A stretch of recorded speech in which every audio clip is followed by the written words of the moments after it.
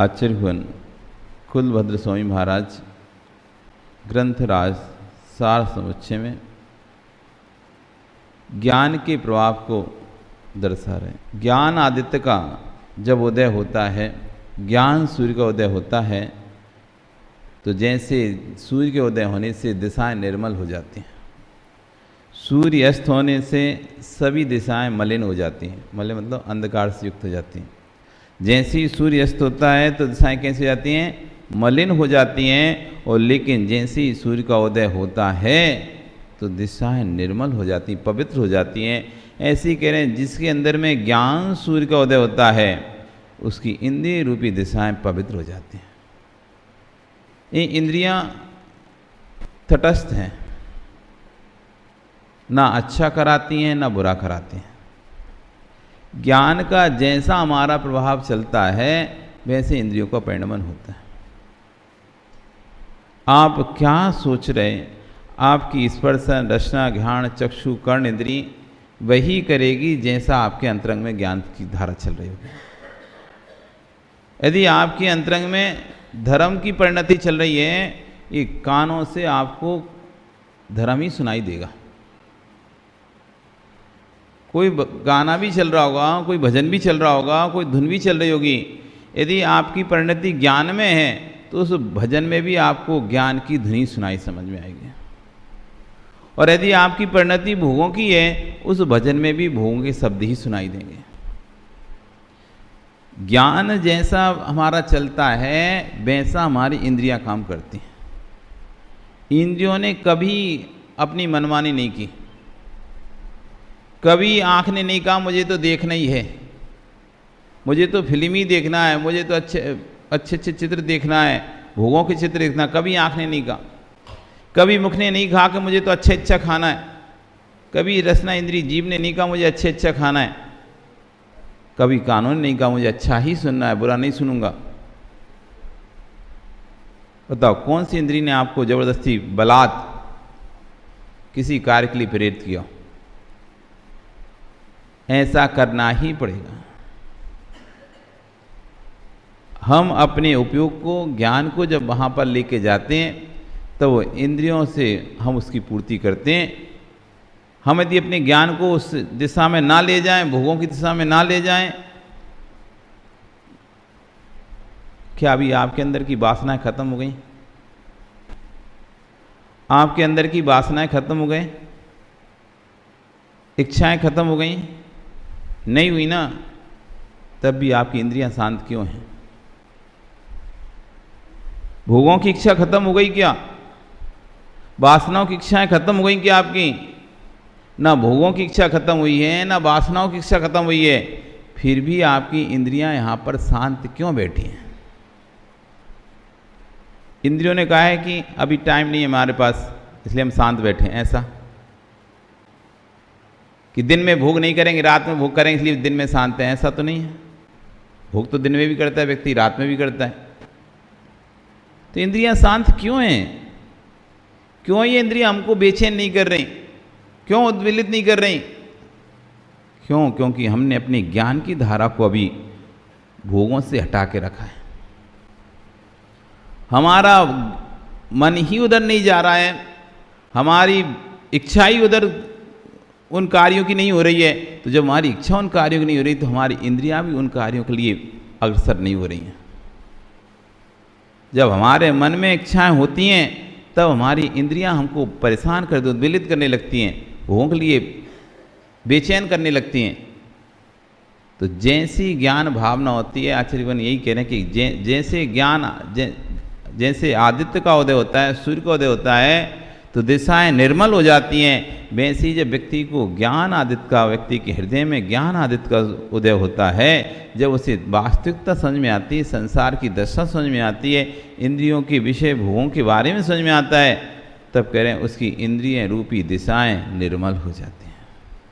ज्ञानादित्यो हृदयस्य नित्यमुद्योतकारकः तस्य निर्मलताम याति पंचेन्द्रिय दिग अंगना। जिसके हृदय में सदा ज्ञान रूपी सूर्य प्रकाशित रहता है, उसकी पांचों इंद्रिय रूपी दिशाएं, अंगनाएं सदैव निर्मल बनी रहते हैं, कभी उसके अंदर विकारी भाव नहीं आता है। इसी बात को आचार्य बन कह रहे हैं कि आचार्य कुंद कुलभद्र स्वामी सार संस्कृत में तत् की पूर्णता करते हुए समझा रहे हैं, हे मुक्षु, यदि आत्महित की आकांक्षा है तो ज्ञान में लवलीन हो जाओ। यदि अपने हित की आकांक्षा है तो, और हित की आकांक्षा नहीं है तो फिर तो अपने कार्यों में लीन रहो। अपना हित चाहे तो आपका हित तभी होगा जब इंद्रियां आपके नियंत्रण में होंगी। जब तक आचार्य देवसेन स्वामी महाराज तत्वसार ग्रंथ में लिखते हैं, पंचवी इंद्रिय मुंडा हत पार सिर मुंडाओ पच्छा सिर मुंडाओ। पहले 5 इंद्रियों का मुंडन करो, हाथ पैरों का मुंडन करो, उसके बाद सिर केस का लोच का मुंडन करना। और मुनि बाद में बनना, पहले 5 इंद्रियों का मुंडन होना जरूरी है। जब तक 5 इंद्रियों पर नियंत्रण नहीं है तो मुनि बनकर भी क्या ही कर लोगे। जिसके हाथ पैरों का नियंत्रण, जिस स्वयं के हाथ पैरों पर नियंत्रण नहीं, किसी पर भी हाथ उठा देता है, किसी को ही लात मार देता है। बहुत से लोगों की आदत होती है, थोड़े से गुस्सा आया, थोड़ा दे मारा, हाथ उठा दे। तो आचार्य ने कहा पहले पंचवी इंद्रिय मुंडा, पहले 5 इंद्रियों का मुंडन करो, मतलब 5 इंद्रियों को उपशमन करो, फिर हत पाँव मुंडाओ, फिर हाथ पैरों का मुंडन करो, मतलब हाथ पैर चलाना बंद करो, अपने हाथ पैरों पर नियंत्रण रखो।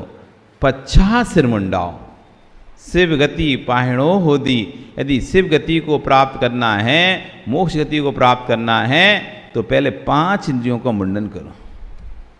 हमारा अपनी इंद्रियों पर नियंत्रण नहीं है, किंचित मात्र नियंत्रण है। उसका कारण है कि हमें ज्ञान नहीं है। किसी विषय का ज्ञान बस ओथला ओथला ज्ञान है, और ओथले ज्ञान से, जैसे ऊपर ऊपर समुद्र में रहने से कभी मोती हासिल नहीं होते। मोती हासिल करना है तो क्या करना पड़ेगा भैया? गहराई में उतरना पड़ेगा। जो जितना गहरा जाएगा उसे उतना बहुमूल्य वस्तु मिलेगी। जो जितना समुद्र में गहरा जाता है उसे उतनी कीमती बहुमूल्य औषधियाँ मिलती हैं, बहुमूल्य रत्न प्राप्त होते हैं। रत्नाकर कहा गया समुद्र को, रत्नों का भंडार, जिसमें अनेक रत्न पाए जाते हैं। तो जितनी गहराई में जाता है उतने गहरे गहरे और अच्छे अच्छे रत्न मिलते हैं। ऐसे जो ज्ञान की जितनी गहराई में जाता है वही अपनी इंद्रियों को अच्छे से नियंत्रित कर पाता है। यदि आत्महित की आकांक्षा है तो ज्ञान में लवलीन हो जाओ, स्वहित चाहता है तो ज्ञान में लवलीन हो जाओ। विवेक बुद्धि का ह्रास ही जीवन की सबसे बड़ी आपत्ति है। जहाँ विवेक है वहाँ आनंद है। विवेक शब्द जो है बहुत गंभीर है। आज आए नहीं विवेक, अभी तो आएगा। विवेक शब्द जो है बहुत गंभीर है। विवेक यानी भेद विज्ञान। विवेक यानी भेद, मिली हुई 2 वस्तुओं को पृथक पृथक करने का नाम है विवेक। मिली हुई 2 वस्तुओं को अलग अलग करना विवेक है। आप चावल साफ करते, गेहूं साफ करते हैं और भी सामग्री साफ करते हो, तो क्या करते हो आप? उसमें विवेक ही तो करते हो कि ये वस्तु खाद्य खाने योग्य है और ये वस्तु खाने योग्य नहीं है। तभी तो आप उस कंकड़ को, उस सीख को, इस कचरे को वस्तु में से निकाल के बाहर फेंक देते हो। भेद करते हो, आप भेद करके देखते हो कि कौन सी वस्तु खाने योग्य है और कौन सी वस्तु खाने योग्य नहीं है। तब आप उस गेहूं में से, उस चावल में से कंकड़ को या सीख को अलग करते हो। जब आपको विवेक होता है, नहीं तो नहीं होता विवेक, तो होता उल्टा, कंकड़ रखते जाते, गेहूं फेंकते जाते। पर आपको विवेक इतना, ये भेद आप जानते हो कि रखने योग्य वस्तु क्या है और फेंकने योग्य वस्तु क्या है। ऐसी जिस दिन ये विवेक हो जाए कि मेरे द्वारा संरक्षणीय वस्तु क्या है, किसकी मुझे चिंता करना चाहिए। आप किसकी चिंता करते हैं? घर की, परिवार की, अपनी? किसकी? कौन सा यशपाल? यशपाल नाम है। किसकी चिंता करते हो तुम? अपनी बेटे की, माँ की, या खुद की, या परिवार की, या समाज की? किसकी चिंता करते हो? और किसकी चिंता करना चाहिए तुम्हें? करते किसकी चिंता? खुद की, किस शरीर की? आत्मा तो दिखाई नहीं देती, कैसे करोगे इसकी चिंता? किसकी करना चाहिए तुम्हें चिंता? जो दिखाई नहीं देती उसकी, या जो दिखाई देती है उसकी? चिंता किसकी करें हम? जो दिखाई देता है उसकी, और जो दिखाई नहीं देता उसकी? बताओ। जो दिखाई नहीं देता उसकी करना चाहिए, पर करते किसकी हैं? करते किसकी हैं? जो हमको दिखाई दे रहा है हम उसकी चिंता करते हैं, जो दिखाई नहीं दे रहा ऐसे उन भावों की चिंता ही नहीं करते।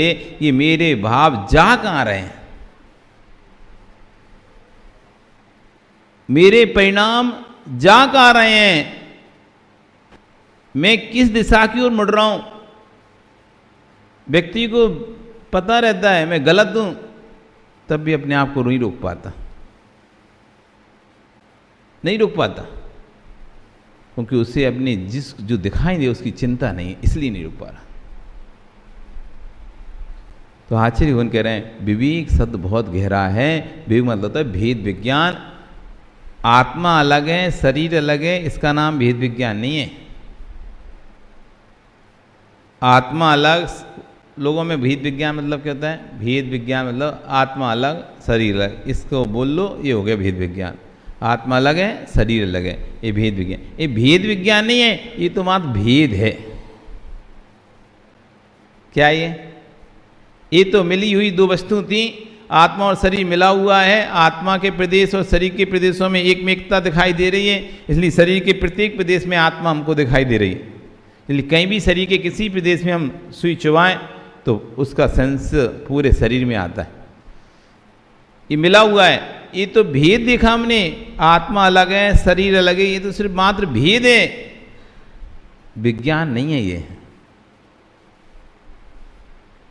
ये सिर्फ भेद है, और भेद से कभी काम नहीं होगा। गेहूं है, कंकड़ है, गेहूं है, कंकड़ है, ये भेद आपने ज्ञान कर लिया, लेकिन विज्ञान यदि नहीं है कि खाया क्या जाता है और फेंका क्या जाता है। आप कैसे पता कौन सा चीज खाओगे कौन सी फेंकोगे? भेद है, भेद का ज्ञान हो गया, लेकिन विज्ञान का ज्ञान नहीं हुआ है। तो आप उसको पता चला कि अब कंकड़ पीस के खाने लगोगे। ऐसी ये तो ज्ञान हो गया कि शरीर अलग है, आत्मा अलग है, शरीर है, लेकिन शरीर का स्वभाव क्या है, आत्मा का स्वभाव क्या है, ये जब तक पता नहीं चलेगा तब तक हम चिंता करेंगे किसकी? हम हमेशा शरीर की चिंता करते रहेंगे। मैं दुबला, मैं पतला, मैं मोटा, मैं बीमार, मैं सुखी, मैं दुखी, मैं रंग के, मैं राव, ये सब चिंता चलती रहेगी। विवेक का अर्थ है पृथकीकरण, भिन्नत्व भाव। जैसे श्रवणों को विवेक नाम का प्रायश्चित है, दो भिन्न द्रव्यों का सेवन एक साथ नहीं करना। श्रवणों को, मुनिराजों को आचार्य द्वारा विवेक नाम का प्रायश्चित दिया जाता है। प्रायश्चित के जब 10 विध होते हैं तो उसमें विवेक नाम का प्रायश्चित होता है, जिसमें उनको हटाना कुछ नहीं है और मिला के कुछ लेना नहीं है। थाली दिखाएं, हटाना कुछ नहीं है उसमें से, ऐसा प्रायश्चित देते हैं। आपको हटाना कुछ नहीं होगा, लेकिन आपकी को कोई भी चीज़ मिली हुई नहीं लेना होगा। जैसे दाल में नमक मिल गया ना, तो वो मिल गया दाल में नमक, वो नहीं खा सकते आप। दूध में शक्कर पूरा मिल गया, वो नहीं पी सकते। रोटी में नमक मिल गया, वो नहीं खा सकते। आपको हर चीज़ अलग अलग खाना है। नमक खाना है तो नमक खाओ, मिर्ची खाना मिर्ची खाओ, धनिया खाना है तो धनिया खाओ, हल्दी खाना है तो हल्दी खाओ, सूखा दाल खाना है तो दाल खाओ। मतलब एक साथ कुछ ही मिला के, और हटाना कुछ नहीं है। जैसे सांभरने वाले को पता नहीं चल पाया कि तुम्हारा त्याग है कि नहीं है। अब हटा दें तो पता चल जाता है ना। यदि हमने 6 ही रस हटा दिए, सामने वाले को पता चला चलो इनको कुछ नहीं लेना, नहीं रस लेना, तो फिर भी वो सूखा खिला दे। लेकिन उसको सामने थाली दिखाई है, 60 रस भोजन, मिश्रित भोजन दिखाया है, उसमें से आपने कुछ भी नहीं हटाया। अब बताओ आप क्या दोगे क्या नहीं दोगे? आप तो मिला के दोगे ना, जब महाराज ने कुछ हटाया नहीं है तो। ते विवेक नाम का प्रयास है कि 2 द्रव्यों का सेवन एक साथ नहीं करना है। ये विवेक नाम का प्रयास है। घृत लेना है तो घृत ही लेना है, रोटी का में नहीं लगाना है। बिना घी की रोटी खाना है, बिना नमक की रोटी खाना है, यदि आ गया तो अंतरा है। नमक लेना है तो नमक ही लेना है, दाल में नमक नहीं डालना, दाल ही लेना है और कुछ नहीं डालना। ये विवेक है, विवेक। जैसे 2 भोज्य सामग्रियों को भिन्न भिन्न करके देखते हो, ऐसे हे ज्ञानी आत्मा और शरीर इन 2 को भिन्न करके देखना, इसका नाम विवेक ज्ञान है। देह और आत्मा को भिन्न निहारना, इसका नाम विवेक ज्ञान है। और जो विवेक ज्ञान है उसी का नाम है भेद विज्ञान। जबकि लोगों ने विवेक का अर्थ बुद्धि की प्रकृष्टता ग्रहण किया है। ये तो बुद्धि की प्रकृष्टता है कि 2 भिन्न द्रव्यों को अभिन्न निहार लेना। जो जो अनर्थ हुआ है, हो रहा है, होगा, वो विवेक ज्ञान के भाव में होगा। 2 भिन्न द्रव्यों को अभिन्न तो हर कोई निहाल लेता है। एक हूँ मैं शरीर आत्मा, मैं जीव हूँ, मैं जीव हूँ, ऐसा तो हर कोई के लिए। मैं शरीर के अंदर जीव है, इस शरीर के अंदर जीव है, ऐसा विचार करने वाले लोग भिन्न हैं, बिल्ले। मैं जीव हूँ, मैं जीव हूँ, आप कौन है? जीव है क्या? जीव कौन है आप? मैं जीव हूं ये कहने वाले तो अनेक लोग हैं, लेकिन मेरे अंदर जीव है, इस शरीर के अंदर जीव है, ऐसा विचार करने वाले बिल्ले। ये जीव नहीं है। जो दिखाई दे रहा है, जो दृष्टिगोचर हो रहा है, वो जीव नहीं है, उसके अंदर जीव है। पर इतना मिक्स है ना, तो समझ में नहीं आता, ऐसा लगता है यही तो जीव है, ये अजीब है। देखो इसमें सेंस नहीं है, जिसमें सेंस नहीं है वो अजीब, जिसमें सेंस है वो जीव। तो मैं जीव हूँ, वो अजीब है। यही तो सीख रहे हैं, यही तो पढ़ रहे हैं, यही तो जान रहे हैं, लेकिन वास्तव में जिसे हम देख रहे हैं वो जीव है ही नहीं है। जिसे हम जान रहे हैं वो जीव तो है ही नहीं है। आप व्यक्ति को देख रहे हो, आप एक चलते फिरते इंसान को देख रहे हो, और उसको देखकर आप कहते हो ये है जीव, और एक रखी हुई वस्तु कहते हो ये है अजीब। ऐसी तो होता है ना। एक चलती फिरती लिविंग वस्तु है, उसको चलते फिरते देखोगे, सांस लेते देखोगे, उठते बैठते देखोगे, तो आप कहोगे ये है जीव और ये है अजीब। इसमें और उसमें अंतर क्या है? दोनों ही पुद्गल हैं, दोनों ही अजीब हैं। जो जीव है वो तो आपको दिखाई ही नहीं दे रहा।